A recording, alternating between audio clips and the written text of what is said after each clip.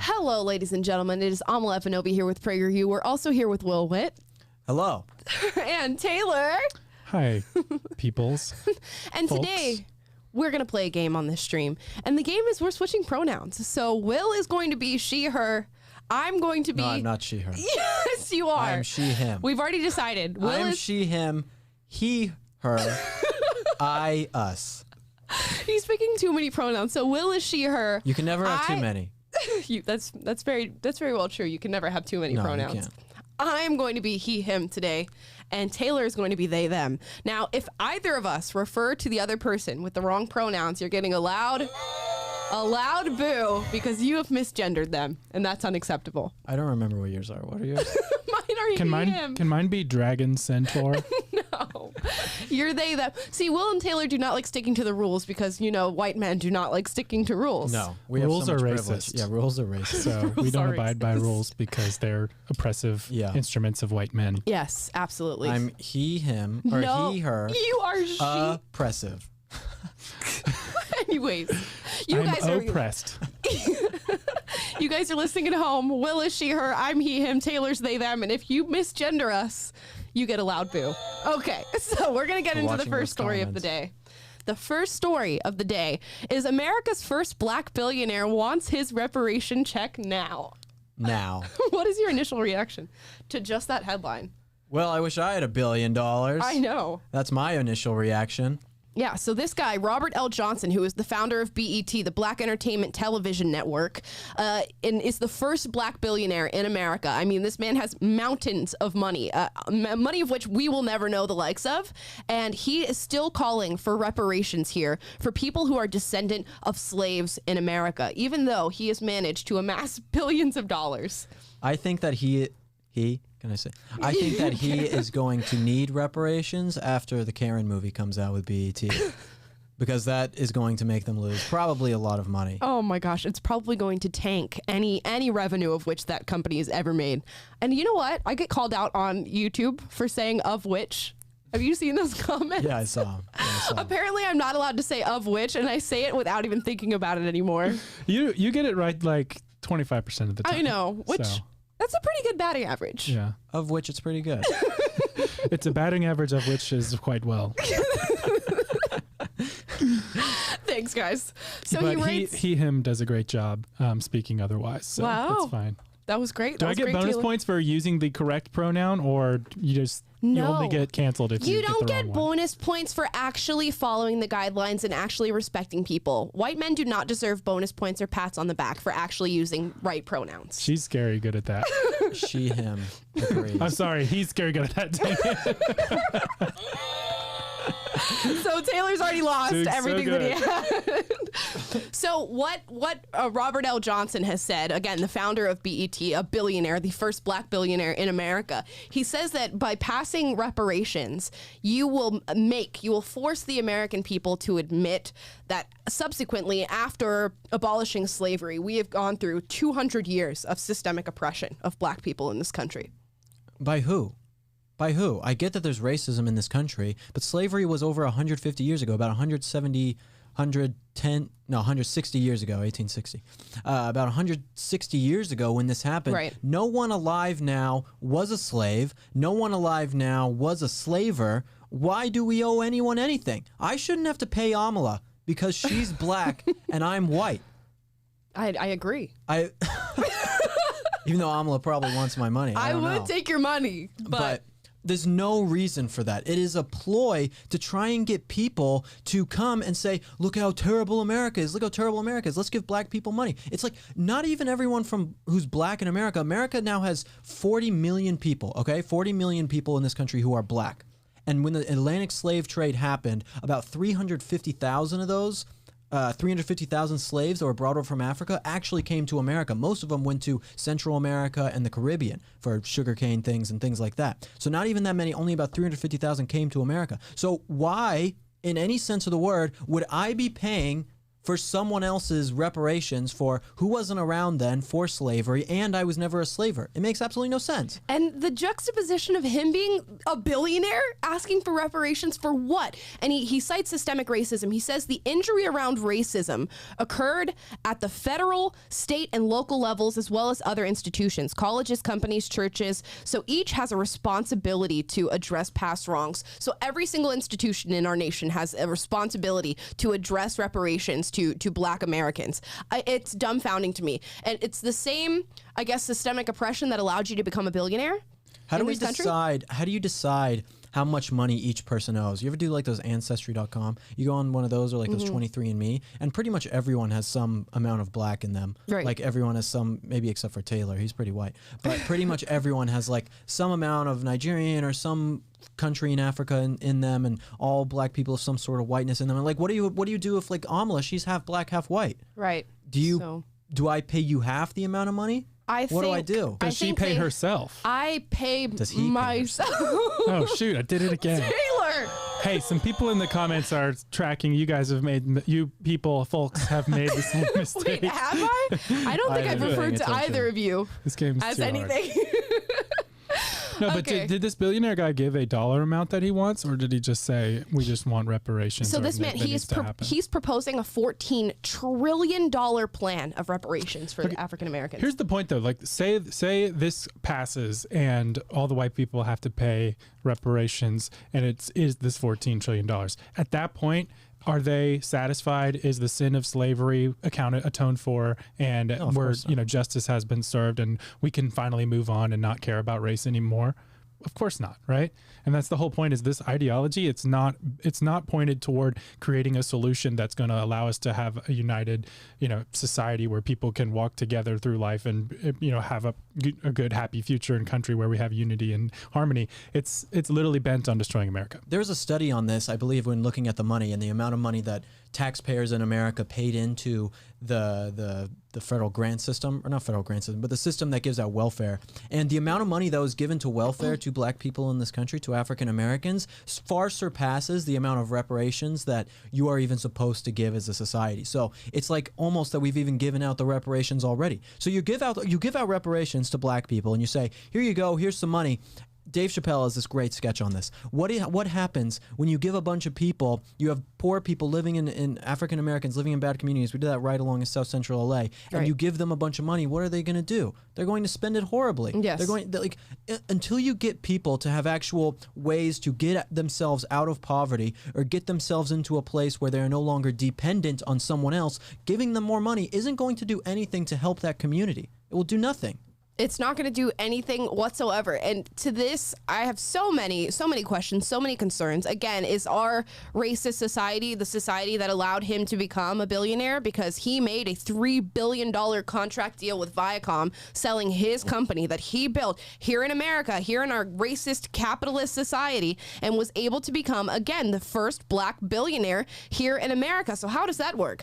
And when it comes to slavery, what race has not been enslaved at some point within their history? Are we supposed to just give reparations to everybody who's of any culture that has ever been enslaved? Because if so, we're all getting a check from the federal government. That's what we're looking at right now. Look at indentured servants. Indentured servants who were brought over from places like Ireland were treated worse than many slaves. Like an indentured servant is like, imagine you buy a car versus you lease a car. An indentured servant, you work them for about 5 to 7 years when you brought them over. And so you're basically leasing a slave. So you treat it worse during that time that you have it because you're not having it for your entire life. Many of them were treated even worse. I'm part Irish. Am I going to get any sort of reparations? Of course not. And I don't want any. I'm not asking for any reparations. And I think most Black people, when you talk to them, don't want any sort of reparations either. If I went up to, I did this video. I did this video in Denver where I went and asked Black people and people if they wanted reparations. And I was like, do you think that I should pay you money? Do you want me to take out my wallet and pay you money for reparations right now? They're like, no, that's really awkward.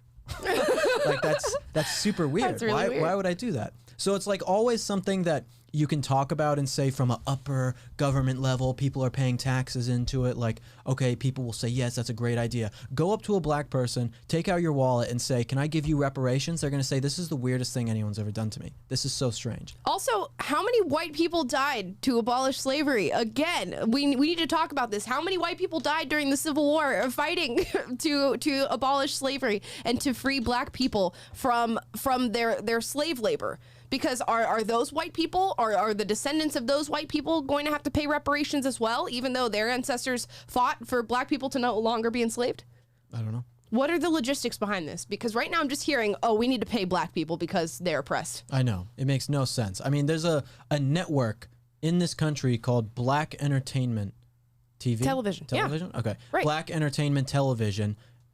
And you're saying that you're so oppressed? You're a billionaire. You have a network that has the word black in it, describing your skin color, and you make all this money, make tons of movies, and you're saying that you're so oppressed in this country. You're also currently putting out a movie that is clearly racist towards white people, yet you're the oppressed demographic. Exactly. You are not oppressed. There are things that have happened in this country that are putting black people in a position that makes them worse off. You have welfare checks, you have fatherlessness, all these different problems that are very prevalent in the black community that we need to fix. But a lot of these problems are because of government intervention, government getting involved in these people's families and taking the role of father instead of actual fathers. So there are a lot of problems to fix, but just throwing money at a problem, saying reparations, doesn't do anything to actually fix this stuff. And the foundation of it, again, like we talk about on this program time and time and time again, is the fact that they dislike America and that they hate America and that they are not patriots and that they do not truly support the country and the nation of which they live in. They've built their wealth in, they've built all of their success. The nation of which gives them the right to espouse these things and to say that they want reparations. You have that free speech. You have that right here in America because we have given it to you. It was 160 years ago slavery ended. Right. I mean, how long? Could we go another 200 years without giving reparations? And if we were in the exact same position, would they still say that we have to pay for it? I mean, when is the deadline? When does it pay off? When could we not have reparations? It doesn't make any sense. None of it makes any sense. Yeah.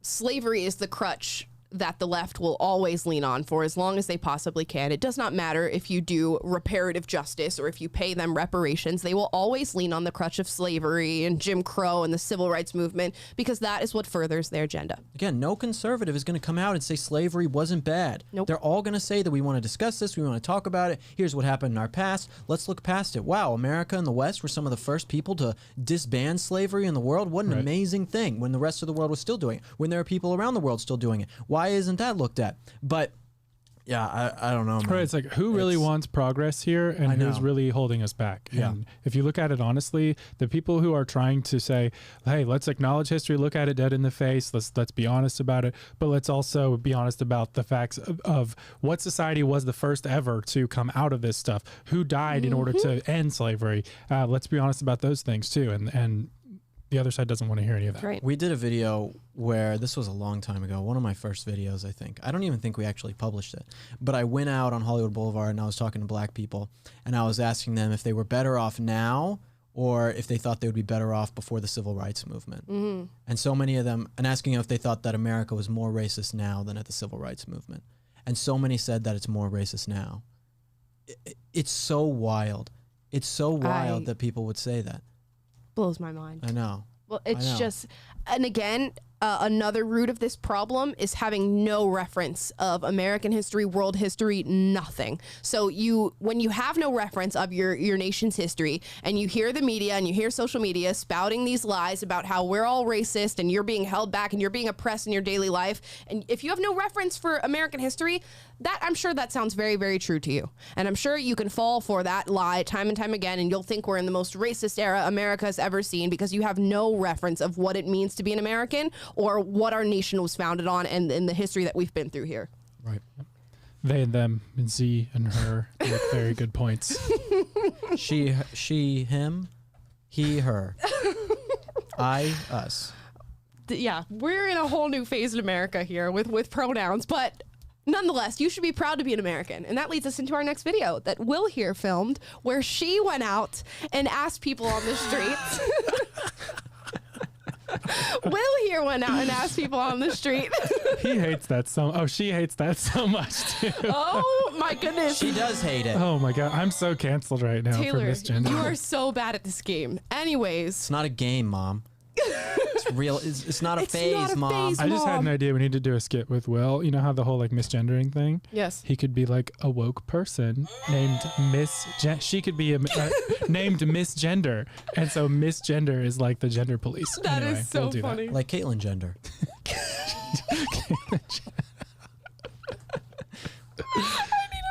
Oh gosh. Should we just click Play play, the on the video video? while Okay, you let's hold in your play the laugh. video. God. Okay. Caitlyn Gender. Are you proud to be an American? You know, and you only get to be born in one country, I guess. What's up, guys? So Oh, this smart. is Will with PragerU. Today we're at Santa That's Monica true. Pier asking people if they are proud to be an American and what they think of the flag for 4th of July. Let's do it. And guys, before we get started, remember that if you're here on YouTube, make sure you hit that bell button so that you never miss a new video, and make sure that you're subscribed. That's for all you guys watching right now on YouTube too. And if you're on Facebook, make sure you like this video, share with your friends, make sure that you're commenting. Commenting is good because we get to see real-time feedback from you guys about what you like about the show. And we do read your comments because some of you leave the funniest comments ever, and we screenshot them and we send them to each other. So if Yeah, you we think have a little group text of your guys' comments. we do, and maybe one day we'll read through the funniest ones. But Yeah, I we don't do know. read your comments, so leave one down below. Yeah, and also, as you guys can see right here, my book is over here. We put up the big thing. So buy my book. You can pre-order my book. Go to Amazon, search Will Witt or How to Win Friends and Influence Enemies. You can pre-order my book. That was a very smooth plug. That was a very rough plug. Oh no, I It know. wasn't I was super being abrupt. sarcastic. I was Okay. being sarcastic. Guys, Shameless. it's not always smooth, but it always works. When you see this flag, what do you think of? White people. Because America is, I just see like, it's filled with like love and stuff. But when I see that flag, I don't see love. What does the flag make you feel? Oh, well, makes you feel patriot, you know, American. I feel like it's mixed emotions. Flag doesn't make you feel too good now? Yeah, like it's just like I don't feel like united as a country anymore. Are you proud to be an American? Yeah, 100%. Why is that? Like I said, a lot of people suffer for it. A lot of people make sacrifices, so you know you have to respect it. Are you guys proud to be American? I am. Not quite. The one without a mask are these two girls. The one without a mask, proud to be an American. The one with a mask, anti-American. You can communist. tell, and she stays silent on the other side. She's just like, I'm gonna let my girl speak and see what know. she says, and I'm just gonna. Not quite. Why do you say not quite? I'm not really happy with everything that's going on in the country right now, but I mean, I'm here, so I can't really do much about it. What could change? You can always do something about it, okay? That is the That's for glory of being an American. Yes, that's for conservatives or liberals. If you want to become a black billionaire and start BET too, you can do that. You have the power to do that here in America, okay? And you can change whatever you want. It is chain reactions of you talking to people and putting information out there. Yep. If you want to create a segregated nationwide TV network just for black people, you can do that here in America. You can. You can. You can't do it for white people. But you can do it for black people. Change to make you proud to be American. Just racism, social inequality. I think that has a lot to do with why people aren't happy in this country. Are you proud to be American? Yeah, I am. I'm an American citizen, yes. Why is that? Diversity, that we can all be here, different colors, different religions, different beliefs, and still kind of make it together, you know? You notice how every single person so far that has said, yes, I'm proud to be an American and I love this country has been an immigrant? Yeah. And I'm sure they immigrated here legally, at least I would hope. It's the parents. Immigrants come to this country, and of course, they come to this country because they're proud of it. Right. For the most part. Not always true. But they come to this country, and they are proud to be here. That's why they moved here from their country. A guy coming from Serbia, you know how much better it is in America than it is to live in Serbia? I mean, there are some good things about Serbia, but come on. Like, you want to live in America over Serbia for sure. The other guy, I believe he said he was from Ecuador. You want to live in America above Ecuador, okay? Right. It makes sense. But then it's the children of these immigrants. The children of these immigrants go into public school, and then they go totally against their parents. It's wild. And I think another part of it, why legal immigrants love America so much and are so proud to be in this country, is that through our immigration process, you have to study American history. You have to be aware of the foundation of our views, the governance that we've created and why it's created in the way it is. And you build this profound appreciation that now kids in our nation are not getting. They're not going to school and being taught, the foundations of this country, about the founding fathers, about why the creation of this country and this governance was so different and so nuanced and such a freeing thing to see in this world. And immigrants do get to see that. Yeah. So and they anyone who reads my book gets to see that too. Okay, good. At least that was a smoother plug. You got a lot of freedom other than a lot of oppression here and there, but that's just how it is growing up as a minority. You were born here. If you're not Native American, Native Indian, there's a big chance your parents or grandparents came from somewhere else and took a part of building this beautiful country, yeah. Where are you from originally? Originally from Serbia, Belgrade. Definitely agree. Definitely racism, systemic racism especially, just built into the systems that we have in America today could definitely be changed, and I think that it will benefit for the greater good. It hurts me to see that when some people burn this flag or they hate it, when so many people have died behind that flag. So I feel like if we could all work to change that for the better and just make everything a little bit more equal and have people feel safer to be in this country, I feel like that would be beneficial to everyone. What does that even mean? I mean, she's not safe. What is she not safe from? Nasty conservatives coming to kill all the minorities, because that's what conservatives do, girl. She's not safe from COVID with that mask on. I know that for a fact. No, she's not. We learned that from the leaked emails. Anyway, somebody super chatted us and sent us $5 and said, Tanker, Well, and Alabama are awesome. Thank you. I felt the need to read that in a Southern accent. What was their name? Let's see. What is the name here? The Huguenot. The Huguenot, yeah. The Huguenot. The huge... The Huguenot. Huguenot? No. Oh my gosh. Like a French Huguenot? Huguenot. Oh. Anyways. Hugo, yes. Thank you, the Huguenot. What, that's not in your book? Oh, it's in the appendices. You gotta really dig in there for it. Well, Tanker Well in Alabama really appreciate that comment and your $5, so thank you so much. Let's keep going. Everybody. Do you feel like there is a better place in the world to live than America in terms of racism or anything like that? That I don't know for sure. I'm sure that there is, but I can't give a specific place. She says, I'm sure that there is. I'm sure that there is a better place in the world to live than America. Are you sure? I just don't know where it is. Yeah. Come on. Come on, man. We're South American. We were born Ecuadorians. Proud to be American, live here. We are very proud, Absolutely. happy. Do you see younger people today take America for granted? I saw Well, you should not. You should do your part. Okay, I don't care how young you are. Don't take it. It's always something you can do for the country. Like President Kennedy said, it's not what the country can do for you, it's what you can do for the country. Wow. Base. All right, guys, we just finished up here, and all the old people we talked to were very proud to be an American. There were some younger people who were, but there was a lot of people who weren't proud to be American, but couldn't really explain why they weren't. Thanks for watching. If you're patriotic, make sure that you share this video with your friends. Comment your thoughts down below. We'll see you in the next video. Peace. How do you see... Wait. You gotta... Oh, you want to play this last part? We're losing our freedom in America. The Democratic Party. Yes, sir. Nice. What's up, guys? Sir. Thank you. Based. Based. Yeah, so you talked to a lot of people that day. I did, yeah. Some like 20 different people. Not everyone made the video, but about 20 different people that day. And the majority of people were... When you're in Los Angeles and you're at somewhere like Santa Monica Pier, there are a lot of foreign people, but we kind of plan for that because foreign people tend to be more patriotic. That's why we talk to a lot of them. And most of the people, again, who are children or sons and daughters of immigrants, they were the ones who were not proud of this country because they don't understand it. They don't understand what their parents went through. They don't understand what people went through to actually get to this country. It's disheartening. It's disheartening to see so many people hate the country that they grew up in. It just goes to show you too, like once you sit under our education system and sit under pop culture for just a little while, a few years, that younger generation, they're being brought up in the world. They're being taught to hate America. Their parents who came here fleeing tyranny in other places, fleeing poverty in other places, came here with the American dream in mind. They have an appreciation for what they're moving into from what they left. But the young people, their children are being raised in a country where you're taught to hate the country that your parents got their own success in. Right. Oh, I thought you were going to say something. You just said Will does like I just it. looked over at you. Will does like it. Will does like that. it. Well, Naomi Boswell has a question for you, Will. She paid $4.99. She said, Will, when and where are you going to do your book tour? I don't answer questions that are $5 and above, so the $4.99 isn't really cutting it.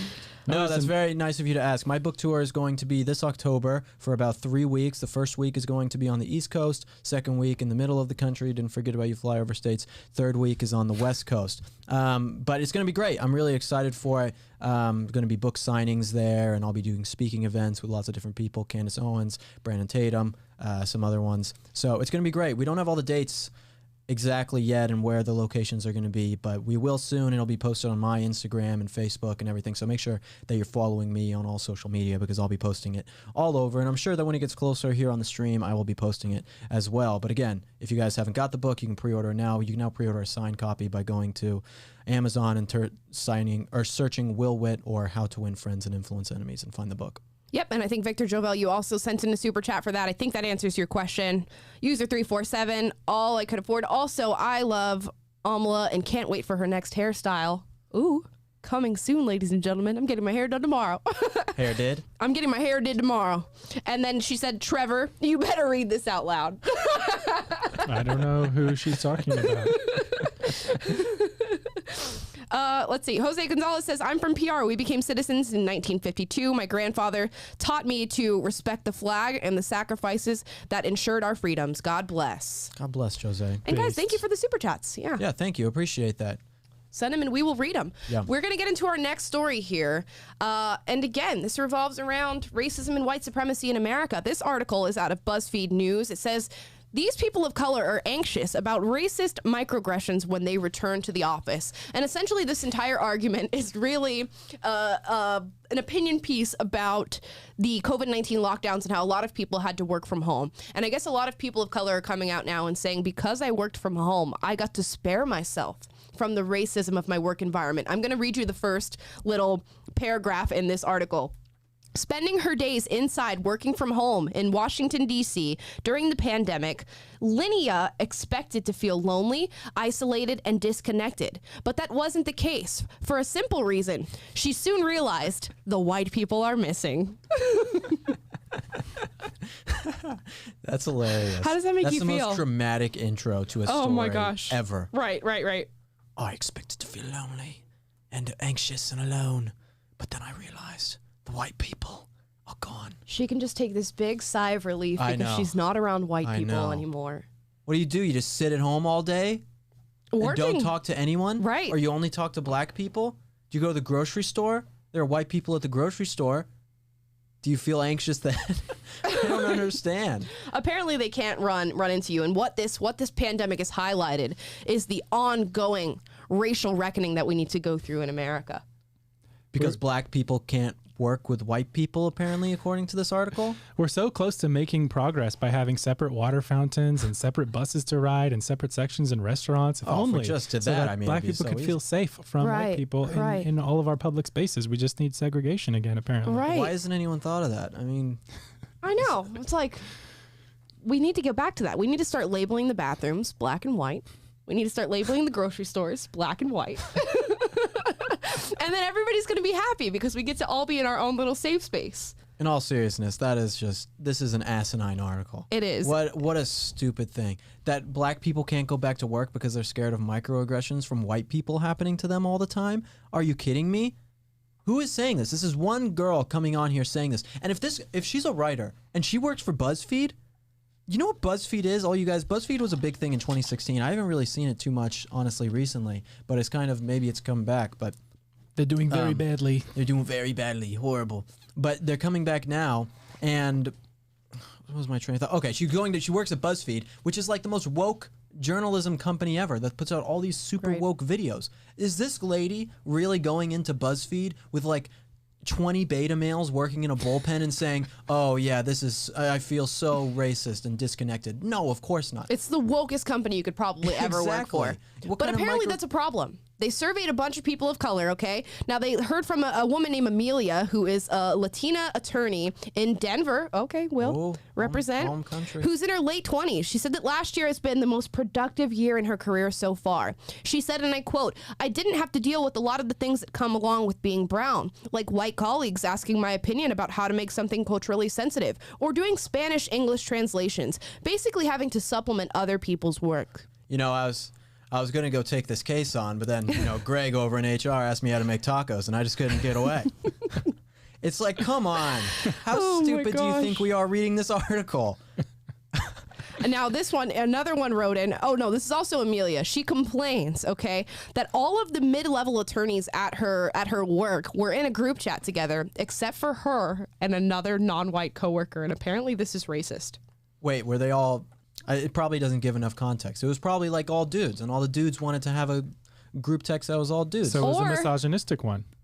Or maybe you're so woke and so annoying that none of your coworkers want to talk to you. Maybe she shows up at the firm like handing out what's the white fragility books to people, and then they don't put her in the group chat, and she's like, "Oh, you guys must be racist." It says they would organize expensive last-minute trips to Las Vegas and spend $10,000 to hang out with the boys. Wait, what? That's what she wrote. How can we join this company? I know. She's saying the workers in this group chat would organize expensive trips, and they left her out because she's a Latino, apparently. Maybe it's because she's annoying. Yeah, maybe because you call everyone racist. Yeah. They don't want to deal with their accusations of microaggressions the entire time. Right. It's maybe because they don't want to get canceled by you. You know, the thing about gambling is the black squares. Oh, God, we got to bring Amelia back again. She's not in the next Vegas trip. Oh, my gosh.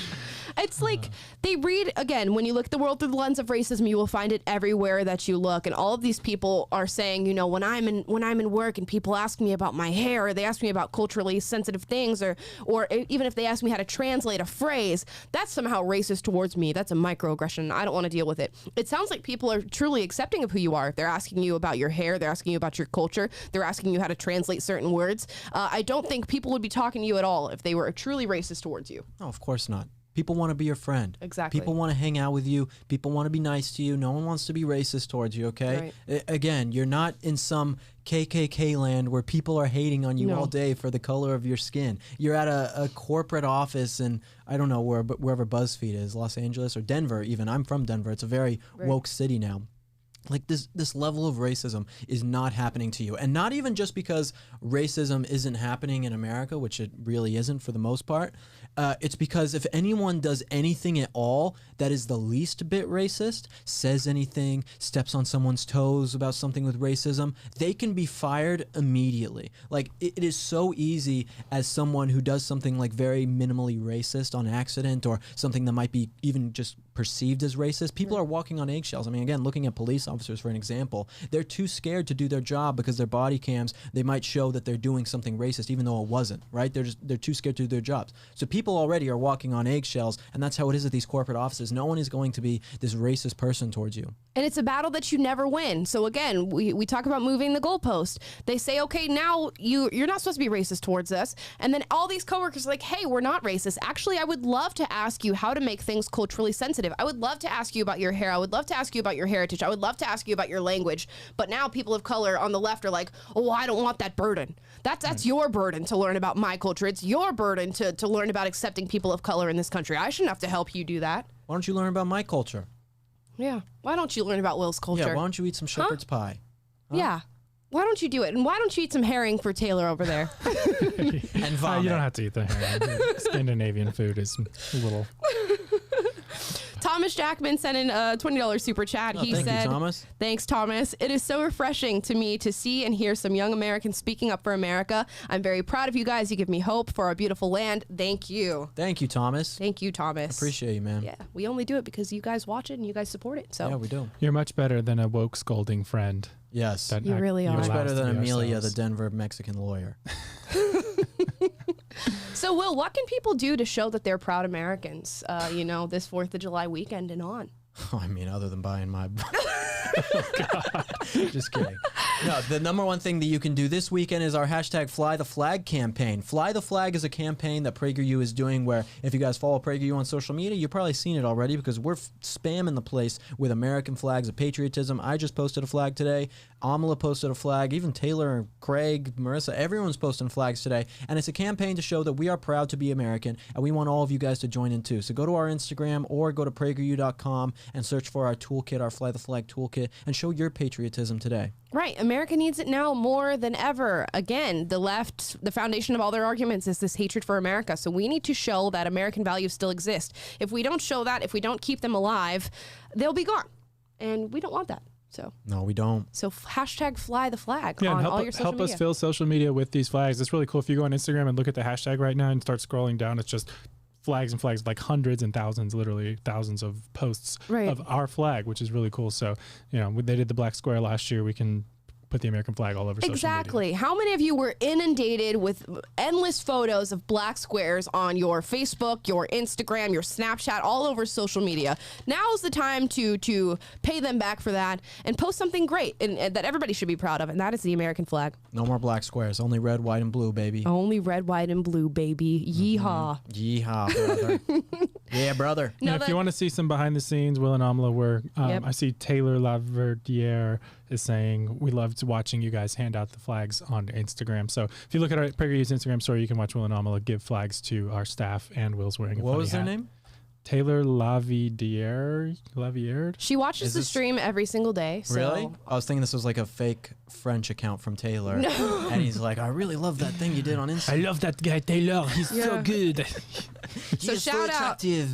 Shout out to Taylor, although you could be a male or a female. I might have misgendered you, so I'm going to give myself a boo there. But thank you for always watching the stream and leaving comments and supporting, because we do notice. Thank you. We're going to lead into our last story. And this is exactly why we need to fly these flags. It's why we need to make these posts on our social media, because this article out of the Daily Signal may be shocking to you. To me and Will and Taylor, it's not shocking at all. This one was shocking to me, actually. Really? Yeah, You thought this was shocking to me. Well, celebrating founding fathers is structural racism, the National Archives says. The headline isn't shocking, but the fact that it's the National Archives coming in and saying this is shocking to me. I didn't think it would go that far. Yeah, let's get into it. It says venerating and celebrating the founding fathers is an example of structural racism, apparently. That is the conclusion of the recently released document created by the National Archives and Records Administration Task Force on Racism. So within the National Archives and Records Administration, they have created a separate little task force that is dedicated simply to racism within America. And they have now deemed that celebrating and uplifting the founding fathers and their stories is an example of white supremacy and racism. Perfect. Sounds good. Right. It's great. Why can't you just leave it alone? I know. Why can't you leave it alone? Why you got to make such a big deal about it? Why you got to be like this, man? No one likes you. At parties, no one wants to talk to you when you're like this, okay? You are ruining this country by saying things like this, especially when you're in a position of power, like working at the National Archives. I mean, that is a big deal. I don't know if all of you guys understand the gravity of this, but this is a big deal, these people coming out and saying this, because these are people who preserve these documents, people who preserve the heritage and history of our country, and the people who preserve what our country was founded on are coming out and saying that they are against it and that they are making this a political statement. And that is a travesty. Yeah, we should have seen this coming. I know a lot of you were around when the big news circuit was happening around Confederate statues being removed from our nation's capital. Different states were going forth with removing Confederate statues. And regardless of how you feel about the Confederacy, it is a very valid and very truthful part of American history. This is much different, though. This is much different. Oh, it is much different. But when you saw that story happening, when you saw the Confederate statues being removed as part of Americans' history, we should have seen this coming. We should have seen that not only would they then go for the founding fathers, but they would go for things like our national flag. It's like people are like, let's just take down the Robert E. Lee statues and let's do that. And it's like, okay, like they say this and we're like, we understand your logic. And then people are like, okay, let's take down all the Confederate statues. And we're like, okay, all right, let's see where you're going from there. And then conservatives don't do anything to push back against this and they get all taken down. And then they come in again and they're like, let's get rid of the Constitution and Declaration of Independence.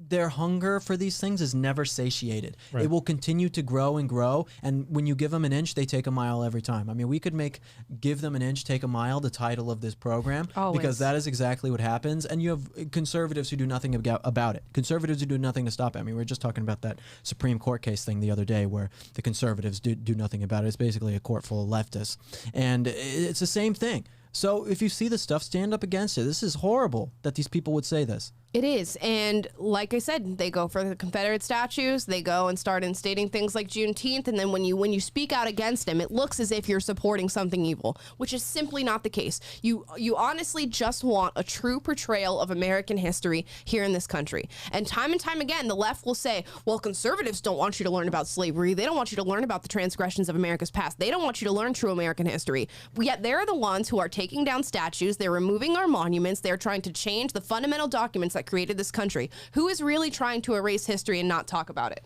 The leftists. And it happens so fast too. Like once upon a time, like you said, it was like, oh, we're going to just take down the Robert E. Lee statues or whatever it may be. And I remember a certain former president predicted that's like, oh, next what's next? They're going to come after George Washington and Thomas Jefferson. And people laughed at the time. People were like, oh, don't be absurd. And then what happened last year? We saw over and over again, Thomas Jefferson statues, George Washington statues themselves were vandalized, torn down.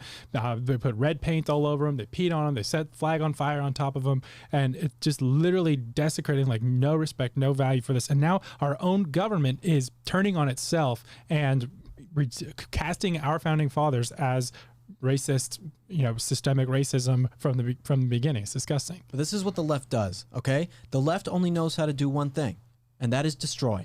Right. The left can only destroy. The Declaration of Independence, let's destroy it. Should we replace it with something new? No, let's just destroy it. Boy Scouts of America, that was an organization that I was a part of. They destroyed it. Mm-hmm. Are we going to have now a new leftist Boy Scouts of America? Nope, let's just destroy the Boy Scouts of America. Sports, the MLB, NFL, NBA, are we going to make replacements for these sports that we destroyed? Nope, we're just going to destroy it. The left destroys literally every single thing that it touches. It is in its nature to destroy. That's all that leftism can do. It can create nothing. You wait, and over the next few months, you are going to hear a lot of talk about the founding fathers, and every single transgression of which they've ever committed is going to be set front and center about these men. You're going to start hearing things like Thomas Jefferson owned slaves, or they didn't want the abolition of slavery, because they're going to play the race card. It's going to be something based around America being founded in white supremacy, and founding fathers are going to be the ones who bear the brunt of it, and then America is going to be the ones who bear the brunt of it, because we're going to lose everything that we've ever had. Will and I stopped by the office of PragerU's co-founder Alan Estrin earlier today, and he had an interesting thing he said. He's like talking about just how people are coming after our founding fathers right now, and he's like, which side do you want to be on? Do you want to be on the side of Karl Marx and these postmodernist people who literally came up with plans with how to tear down Western civilization, like Michel Foucault and Antonio Gramsci, people like that, who literally mapped out a plan back in the 1960s that was like the long march through the institutions of how to take over and turn Western countries against themselves by making them hate themselves? Do you want to be on that side, or do you want to be with like MLK, Thomas Jefferson, Ben Franklin, James Madison, like the people who revolutionized? Check out his book. But no, like really, like who are the good guys in this situation? When he was talking, I was thinking of like, the video games, like choose your hero, choose your fighter, character. Yeah. It's like there's the good guys you can pick from, and then there's the bad guys you can pick from, and it's like so obvious which side is like the light side and which side is the dark. But the left has somehow flipped that around, and people are falling for it. It shows you. Oh, sorry, I'll just say one. I was watching Inglourious Bastards last night. Have you guys seen that movie? I have. Quentin Tarantino movie? Yes. And just looking at the Nazi uniforms, like the officer uniforms that the Nazis had, they look evil. Right. Like they just There's look just a look to it. There's a look about it, like the very dark leather jacket like that. It just looks evil. That was all I had to say. Because we were talking about like choose your character, and I was like, well, they just look evil. It's like, do you want to be an Antifa guy holding a Molotov cocktail and a baseball bat? Let's go. Right. Or like a normal person. Yeah, carrying an American flag. Yeah. It shows you how powerful it is to revise history and then deprive people of what is actually true and what has always been true. And when you do that, and when you do it successfully, like we've covered on this show before, the kids' books that are coming out now, the Who Is kids book, where it's like, who is Fidel Castro and who is Che Guevara? And they start talking about these ruthless dictators as if they are somehow powerful men who were fighting for the poor and fighting for people's rights, when obviously they were not. But it shows you how powerful revisionist history is, because if you can can deprive somebody of truth, if you can deprive them of true American history, and then repaint our world in a different light, you will influence them, and they will act as if you are the ones who are committing progressive acts when you're really not. Again, I said this stuff on the show before, but just to reiterate about America's founding not being a racist country, Thomas Jefferson had a black woman who he impregnated, freedom, taught him how to read and write, win against the crown to do so. Benjamin Franklin starting one of the first anti-slavery societies in America. John Adams being against slavery. George Washington talking about how there is no one who wants to abolish slavery more than him. And in the founding documents in the Declaration of Independence, where you have life, liberty, and the pursuit of happiness, in the first draft, that said life, liberty, and property. But Thomas Jefferson and the other founding fathers changed it to pursuit of happiness because they knew that people would think, oh, that means that slaves being property, they are endowed on me by God. But they changed it to pursuit of happiness so that property was not in there, so that that couldn't be an inalienable right that you have as an American to own property, to own a slave. It is not the racist country that you think it is. Don't let the left try and misinform you and say that it was founded on racism. It was not. It was founded on E pluribus unum, the Holy Trinity, or not the Holy Trinity, the Trinity of America's founding. That's a good place. Based. Very based. I need to clip that. That's going to be on Instagram later. Right. Follow us on Instagram. That's right. Put it out there. But yeah, I think that's really our show today, and it's the. Wait, we got to show this disc golf video. Oh my gosh, Will is very Guys, passionate about this. This is one thing I just have to show you. Okay, I'm a big disc golf fan. It's my favorite sport. Okay, it's my favorite sport. As many people are. As many of you guys know, you're all disc golf fans yourself too. You're watching Paul Macbeth this weekend. But this guy, okay, he's 39 down from birdie. The guy in first place. The second guy, James Conrad, he's 38 down from birdie. And I just have to show you this because this is one of the most unbelievable sports moments of all time. Okay? This is something that's just near and dear to me. I just want to show you guys. He's down one hole. If he makes this, he ties and it goes to a playoff between him and first place. If he misses it, then Paul Macbeth wins first place. Okay, so just watch this shot. Sorry, what? I fell asleep. Watch the shot. Tell me this isn't like the greatest sports moment in history. Guys. Okay, here we go. He's really hyped it up. Watch. Here we go. Okay, here we go. He does a little practice.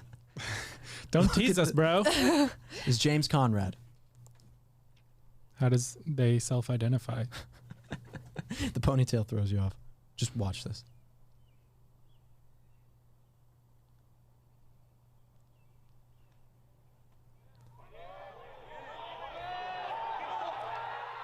Look at that!